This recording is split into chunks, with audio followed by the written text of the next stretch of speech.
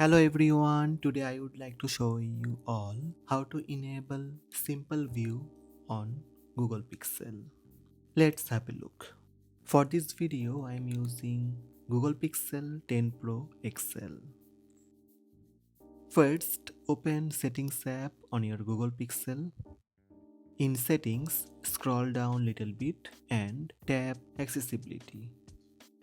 Again scroll down and find out Simple View under Quick Access. Off or simplify screen layout and make text easier to read.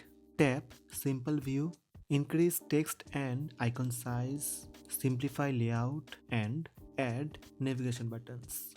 Turn on Use Simple View. That's it. You will see navigation button on bottom. Go back to home screen and swipe up to see simple view of icons. So these are the steps to enable simple view on Google Pixel. Hope this video help you. Please subscribe my channel by tap subscribe button. Also tap the bell icon to receive notifications about all new videos.